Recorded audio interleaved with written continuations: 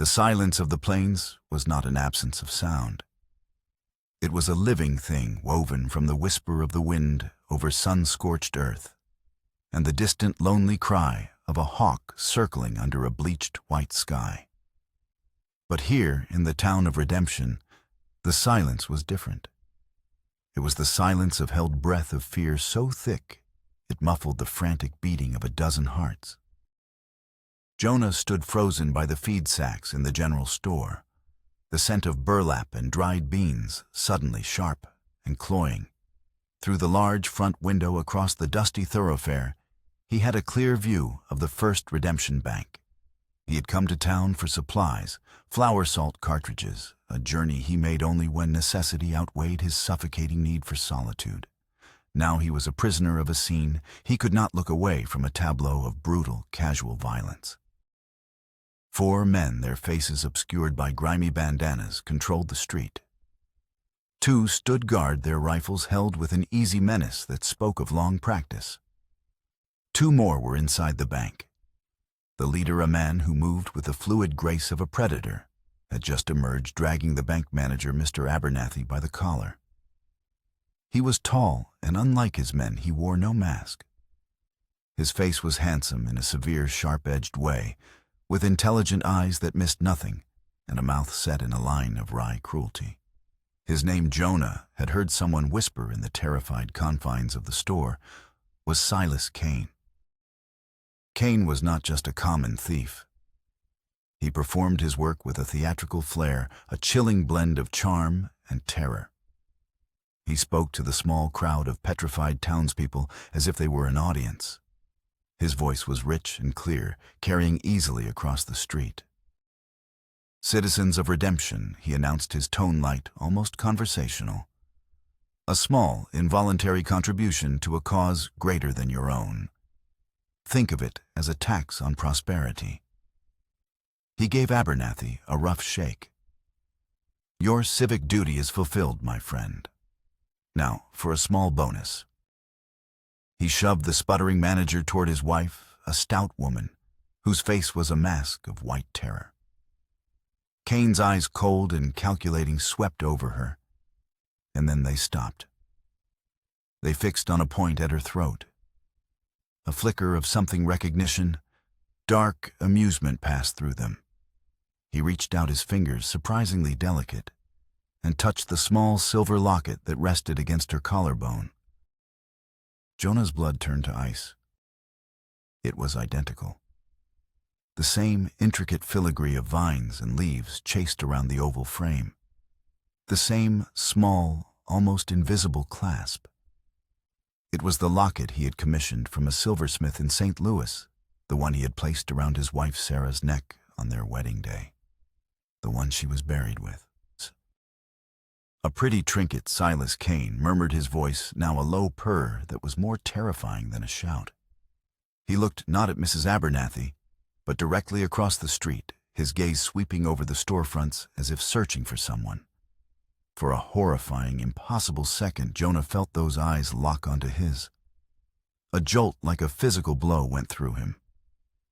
Kane's mouth twisted into a cruel smile, a smile that knew things it should not know. With a swift, brutal motion, he ripped the locket from the woman's neck. The thin chain snapped. Mrs. Abernathy cried out a small, choked sound. Kane held the locket up, letting it swing in the harsh sunlight, a pendulum marking a moment of pure, calculated cruelty. He didn't even glance at the money bags his men were now loading onto their horses. His attention was entirely on the piece of silver in his hand.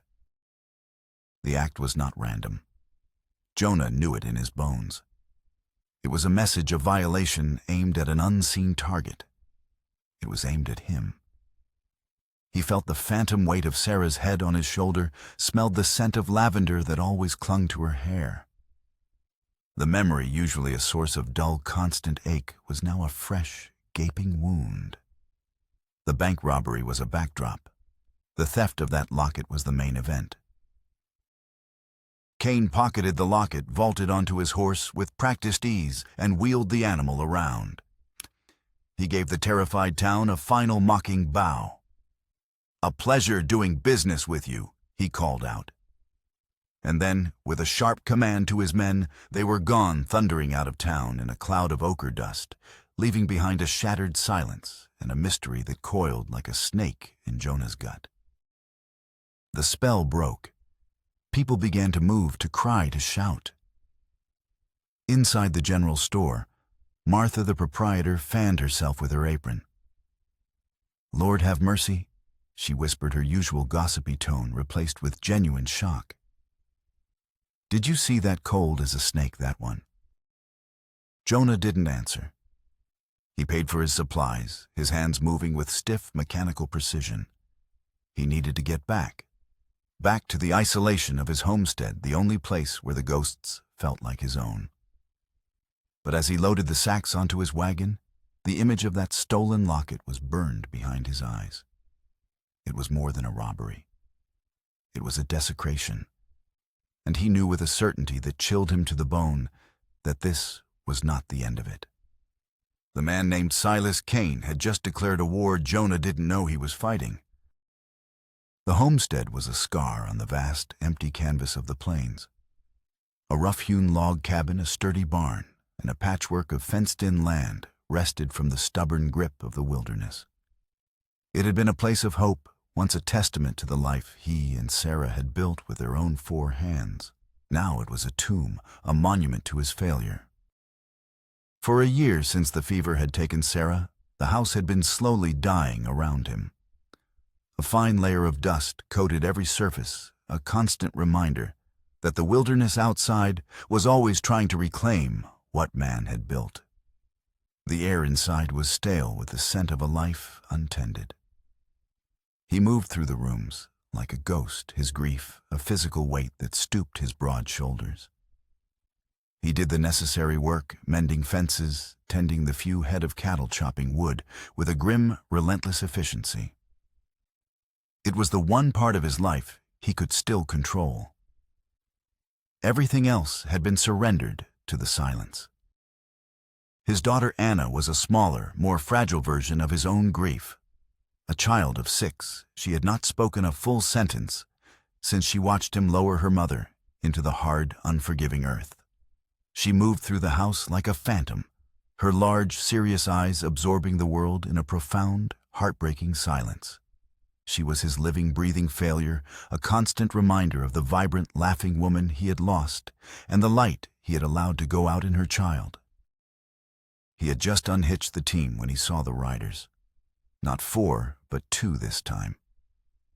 They were moving at a steady, unhurried pace, their forms dark against the bruised purple of the twilight sky. They were not Silas Kane, but Jonah recognized the hard, careless set of their shoulders. They were his men. They brought her at dusk, a cruel joke delivered on horseback. They rode directly into his yard and reined in their horses, the animals snorting and stamping in the cold air. One of them, a man with a jagged scar bisecting his eyebrow, grinned, revealing a row of yellowed teeth. "Jonah," he called out, his voice thick with smug satisfaction. "Got a delivery for you. Compliments of Mr. Kane." The second man dismounted and pulled a figure from the horse he was leading. It was a woman, her hands bound in front of her. She stumbled, nearly falling, but caught her balance. She was small, dressed in dark, worn clothing that offered little protection against the biting wind. "Unclaimed property from the railroad camp," the scarred man explained, his grin widening. "Mr. Kane thought a lonely man like you could use some company. A china doll to warm your cold bed." Their laughter, rough and sharp as broken glass, echoed in the twilight. Jonah watched from the porch, his face a mask of stone carved by a year of unspeakable loss. He saw the truth in their sneering eyes. This wasn't a gift. It was a taunt, a living, breathing reminder of the emptiness they believed he deserved. It was another piece of Silas Kane's twisted game, another turn of the knife. The second man shoved the woman forward. She staggered onto the porch and stood there, small and trembling, her head bowed. He cut the ropes from her wrists and remounted. "Don't say we never did nothing for you," the scarred man chuckled. And with that they wheeled their horses and rode off, their laughter fading into the vast, indifferent silence of the plains. He was left standing on his porch with a stranger. He opened the door to the cabin, the meager light from his lantern spilling out to illuminate her. Her face, pale and smudged with dirt, was a canvas of exhaustion and fear. Yet as she raised her head, her eyes met his, and in their dark depths, he saw a flicker of something unbreakable, a core of tempered steel beneath the terror. He was a man of few words, and grief had stolen most of them. He intended to tell her to leave, to walk back to whatever wretched settlement had spat her out. The words were on his tongue, cold and hard. But as he looked at her, at the raw, bruised marks on her wrists where the ropes had been, the words caught in his throat. Her own voice was a mere whisper, her English fractured but clear. "Please, just for the night." It wasn't a question so much as a prayer offered to a God she wasn't sure was listening. In that moment, he saw not the joke the men had intended, but a splinter of profound human desperation that mirrored the hollowed-out cavern in his own chest. To turn her away would be an act of cruelty he did not have the energy for. Silas Kane wanted him to be a monster. He would not give him the satisfaction. Without a word, he jerked his head toward the barn, the cold air scraping his lungs. It was not kindness, but a simple transactional delay of the inevitable. She bowed her head in gratitude, a gesture so deeply foreign and yet so universally understood, and disappeared into the shadows of the rough-hewn building.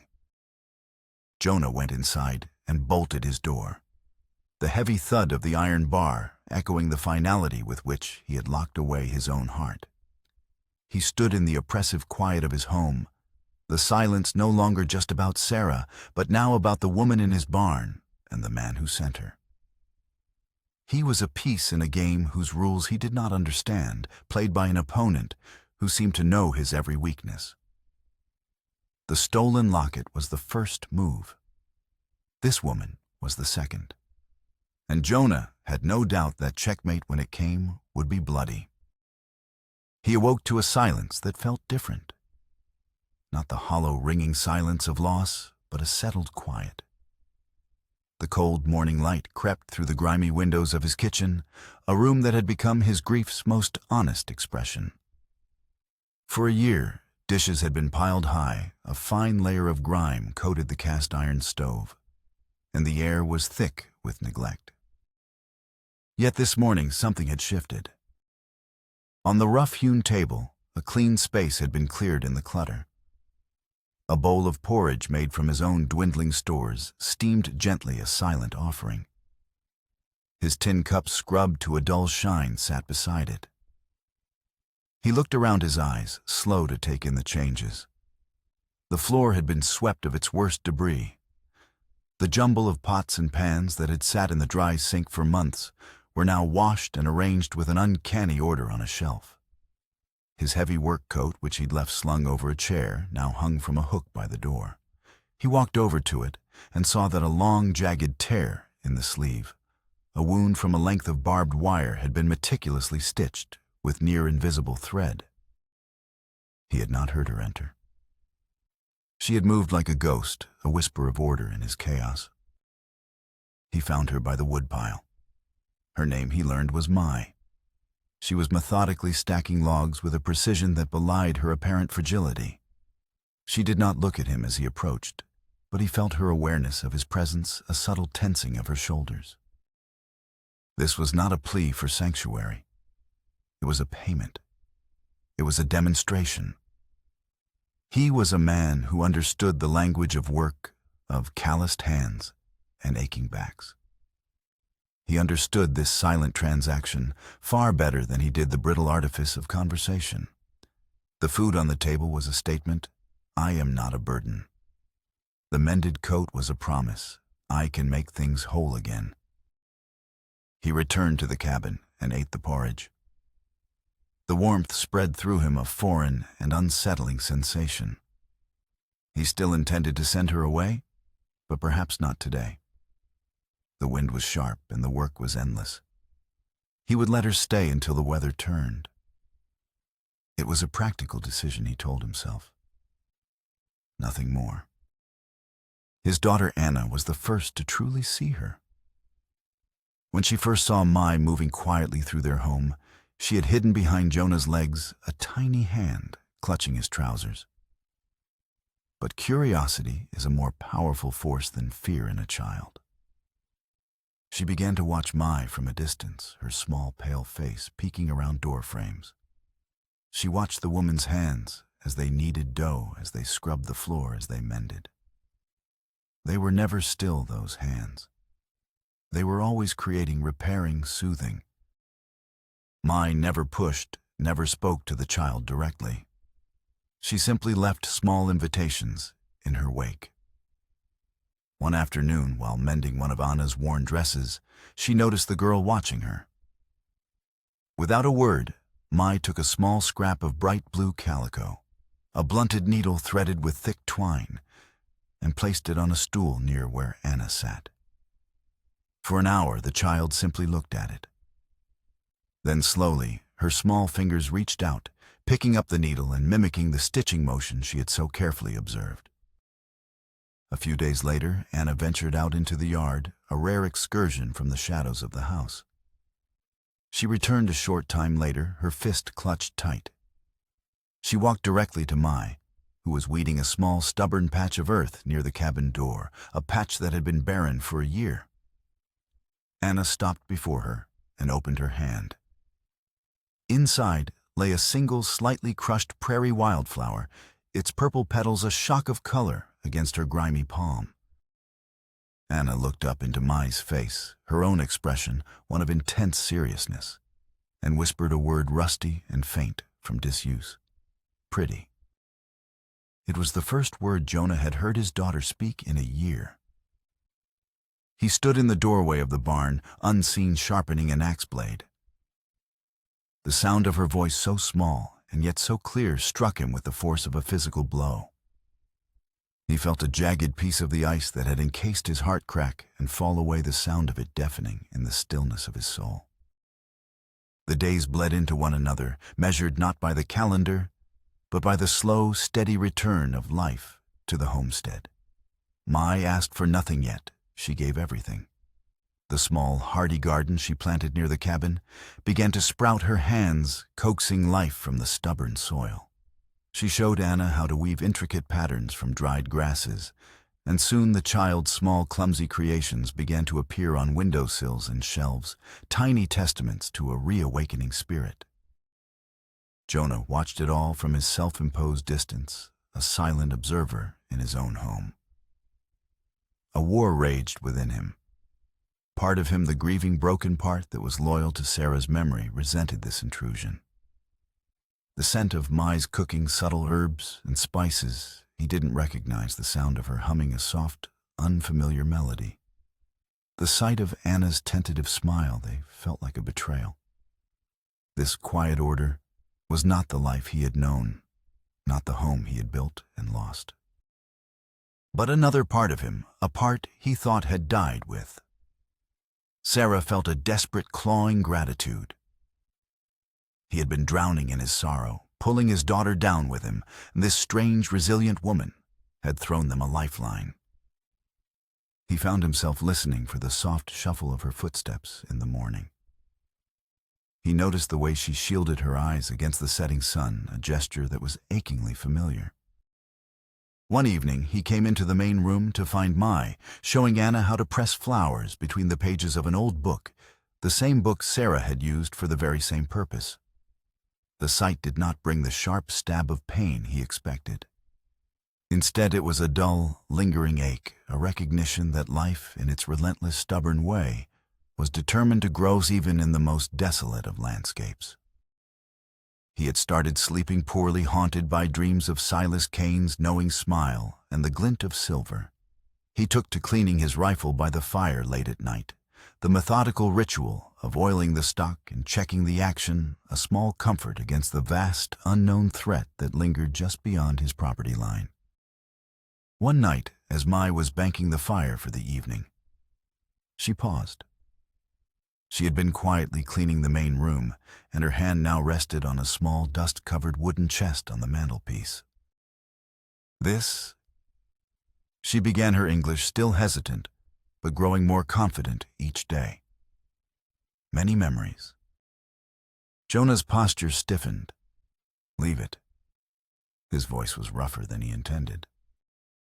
She did not flinch, but her gaze was direct. He looks at you. Not with eyes of greed, she said softly, referring to the man who had brought her here. With eyes of memory.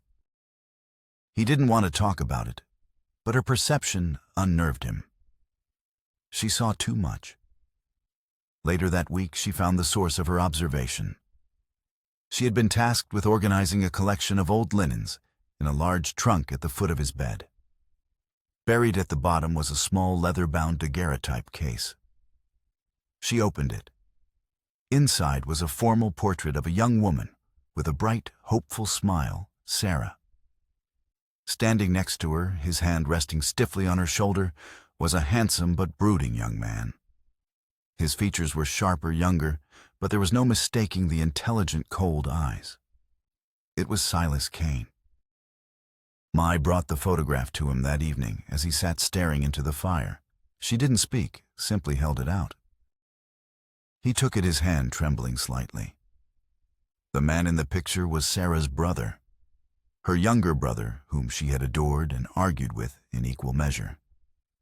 He had been furious when she announced she was marrying Jonah, a dirt-poor homesteader, and moving west. He'd called Jonah a fool who would get her killed with his pride and his stubborn attachment to a worthless piece of land.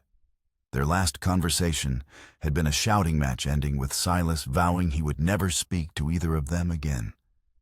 He had kept his word. Until now. Suddenly, everything clicked into place with horrifying clarity. The locket, the targeted cruelty, Mai's arrival. It was all part of a twisted, long-simmering revenge. Silas hadn't just stumbled upon the locket. He had been looking for it. He hadn't just sent a random woman. He had chosen someone vulnerable, someone Jonah might feel compelled to protect, creating a cruel parody of the family he had lost. Silas believed Jonah's stubborn refusal to abandon the homestead for a safer life in town was what killed Sarah. And now he intended to prove his point, to strip away everything Jonah loved piece by piece, just as Silas believed Jonah had taken his sister from him. The house was no longer a tomb. It was becoming a home again. And the realization, now poisoned by the knowledge of Silas's intent, terrified him as much as it gave him a sliver of hope. Silas had sent Mai to be a pawn in his game. But as Jonah looked at her, at the quiet strength in her eyes, he knew she was no one's pawn, and he would not let her become a sacrifice. The sky had been a bruised purple for 2 days, the air heavy and still with a sense of impending violence. Then the blizzard came, not as a gentle snowfall, but as a furious, roaring beast of wind and ice. It descended upon the plains without warning, erasing the world in a blinding sheet of white. The wind screamed like a banshee, clawing at the log cabin, searching for any crack, any weakness. The low, mournful groan of the cabin's timbers settling in the cold became a constant accompaniment to the storm's fury. The world shrank to the 4 walls of their small home, the 3 of them trapped in an enforced intimacy. The storm was a physical manifestation of the turmoil that had been brewing under the surface of their quiet coexistence. Jonah worked methodically, securing the shutters, checking the woodpile, his movements tense and efficient. Splintered sunlight, which normally fell through the barn slats to illuminate dancing dust motes, was gone, replaced by an oppressive gray gloom. Inside, the growing cold seeped through the floorboards. The fire in the hearth became their entire universe, a flickering beacon against the raging chaos outside. On the second night of the storm, Anna began to cough. It was a dry, rasping sound that sent a shard of pure terror through Jonah's heart. He felt her forehead. It was burning. the fever. It was the same fever that had taken Sarah, starting with a small cough and consuming her within a week, leaving him powerless and broken. Panic, cold and sharp, coiled in his gut. The town with its doctor and its laudanum was a lifetime away, buried under an impossible mountain of snow. He was trapped helpless, destined to watch history repeat its cruelest lesson. He looked at his daughter, her small face flushed and her breathing shallow, and the carefully constructed walls around his heart crumbled into dust. He was left utterly and completely exposed to the gale of his own fear. As Jonah's panic threatened to consume him, Mai became a study in absolute calm. Her movements grew even more deliberate, her focus narrowing to the small, feverish child in the cot by the fire.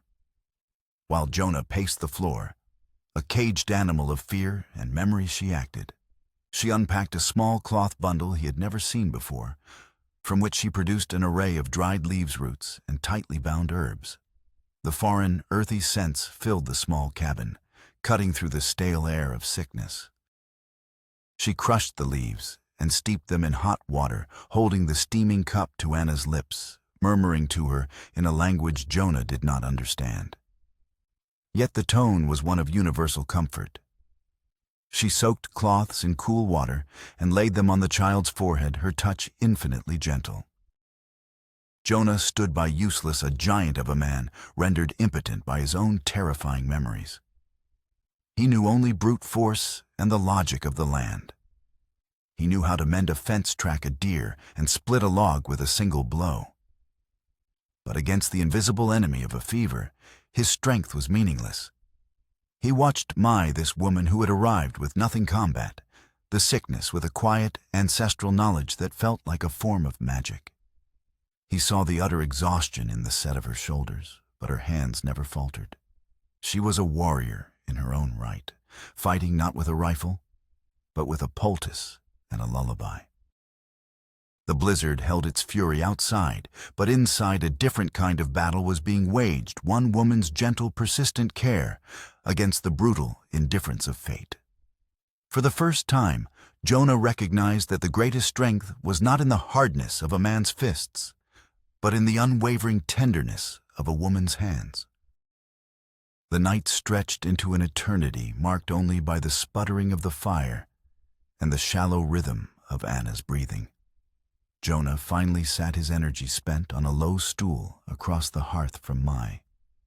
The wind's howl was the only sound for a long while, a mournful dirge for the world outside. In the flickering firelight, with their shared fear hanging between them, the last of Jonah's defenses gave way. The fever, he said, his voice raw, unused to carrying the weight of such emotion. It was the same with her mother.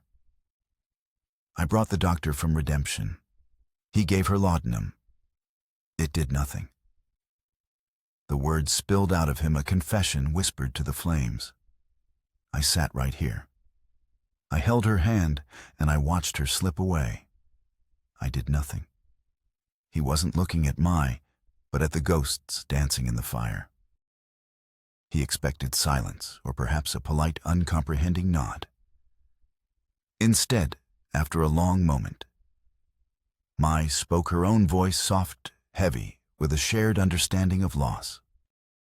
My family. She began, her gaze distant, looking at a memory, a world away.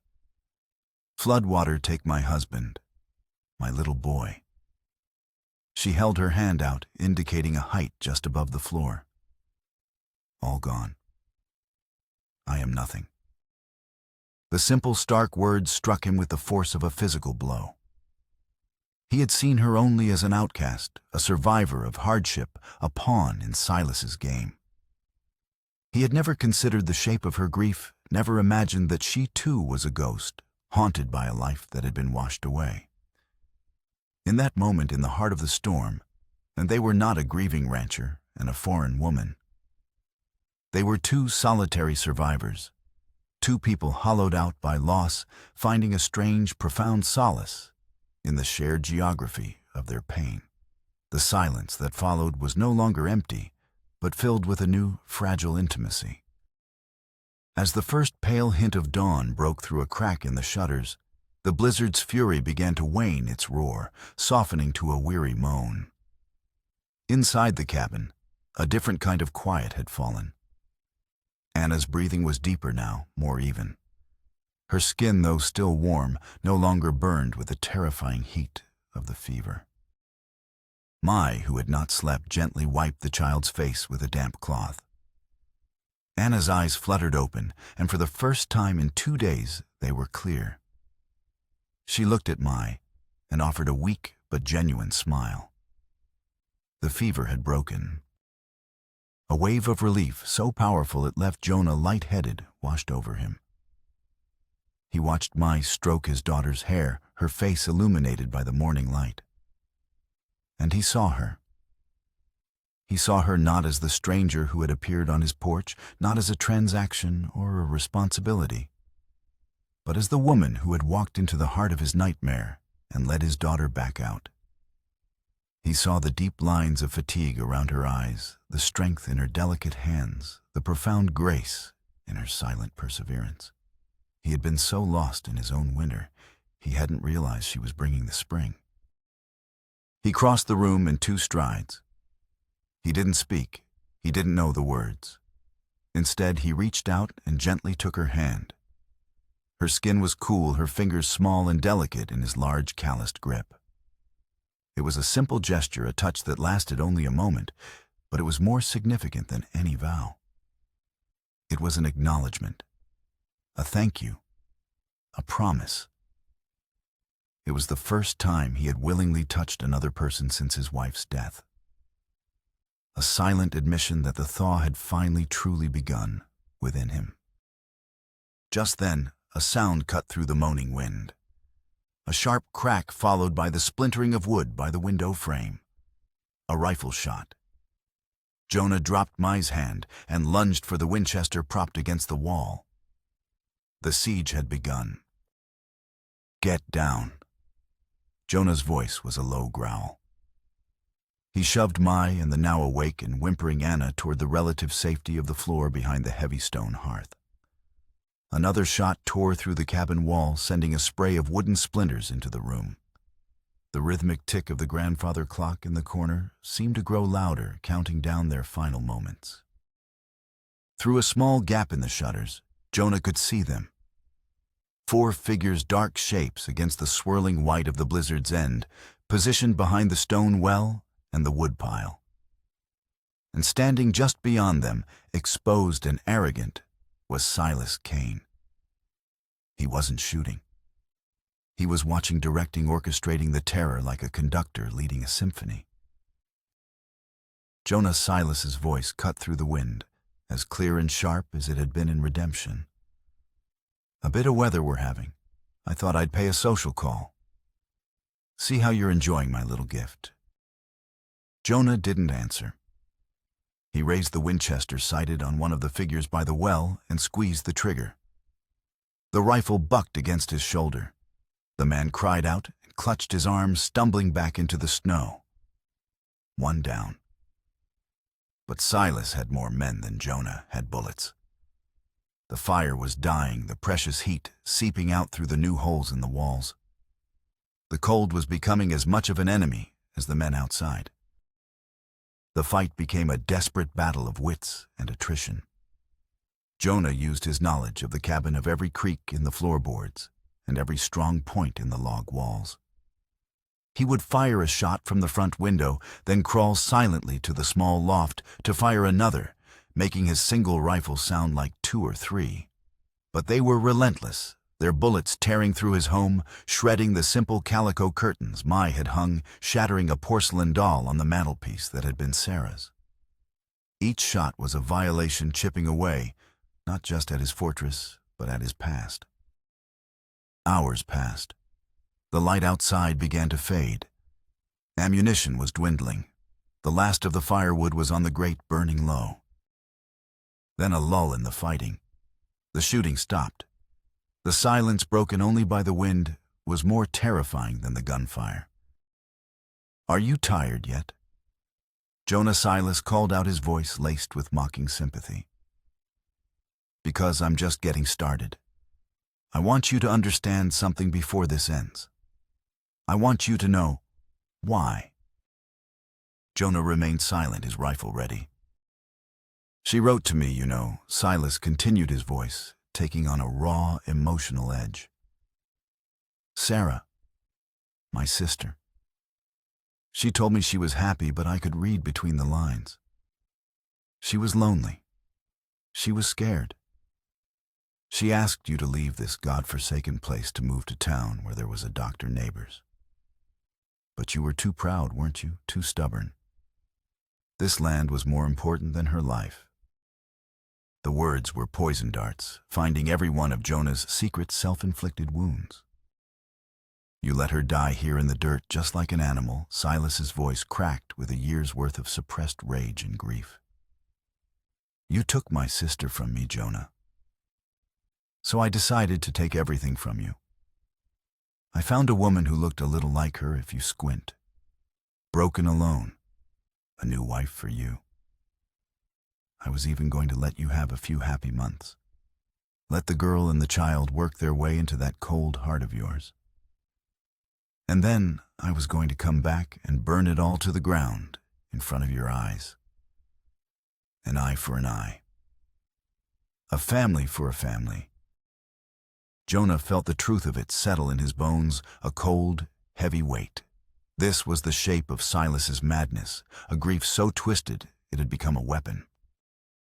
And you, Silas, suddenly shouted, his voice now directed at the cabin itself, at the woman inside. He lied to you. He told you he was a good man, didn't he? He's the monster who let my sister die.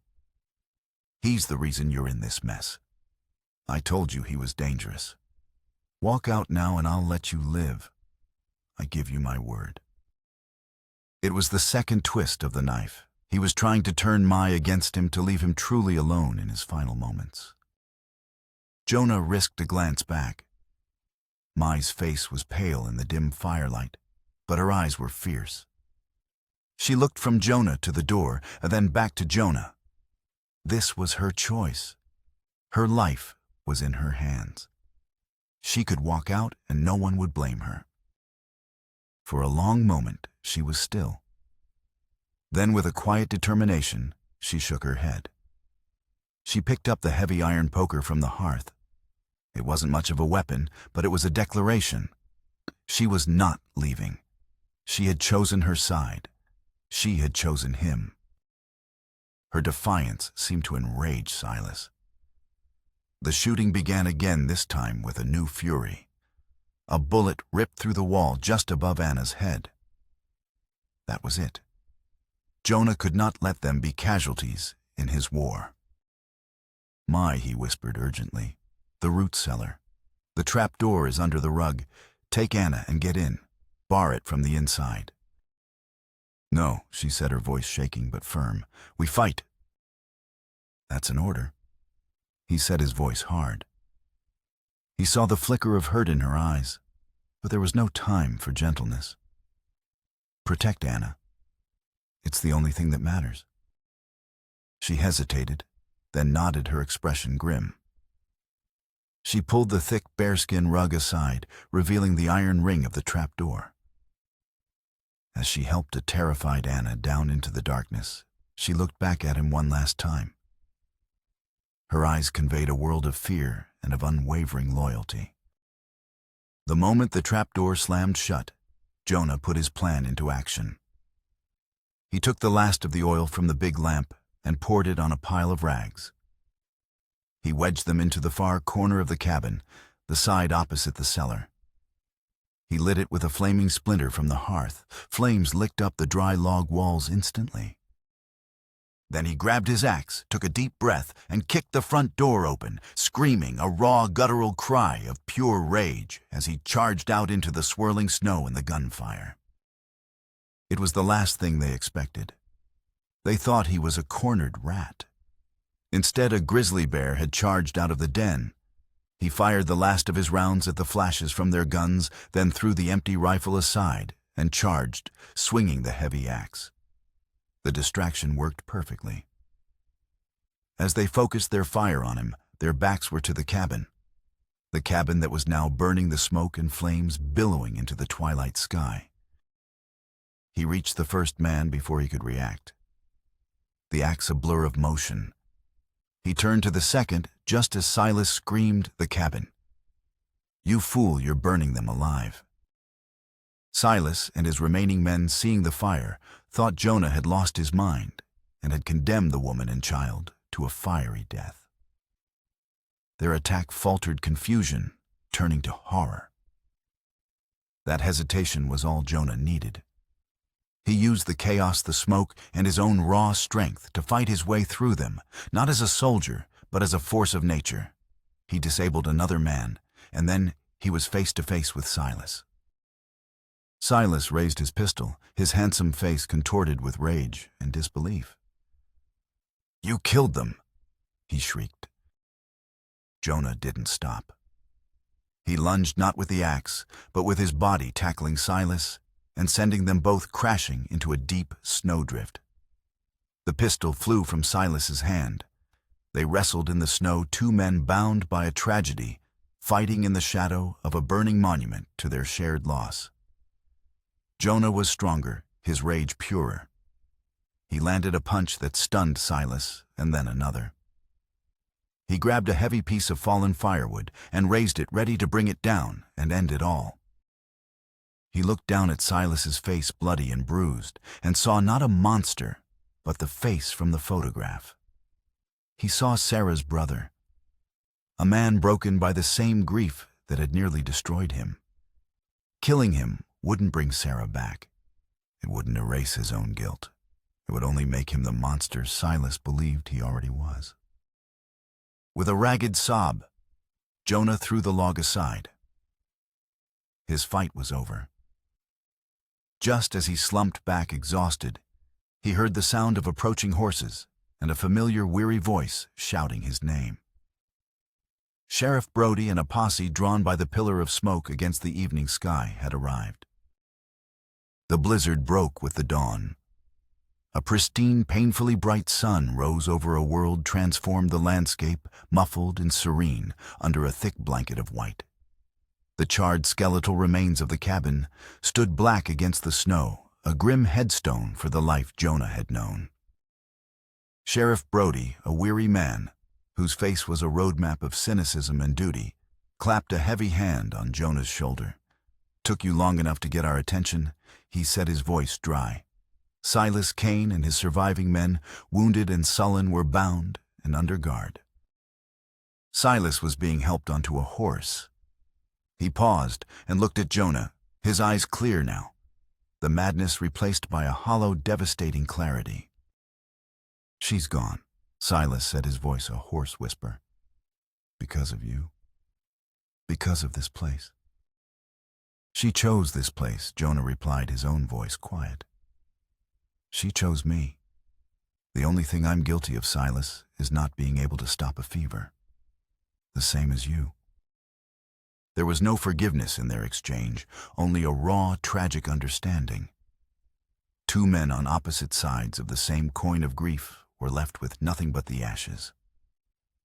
As the posse led him away, Silas looked back one last time, not at Jonah, but at the smoldering ruins of the house.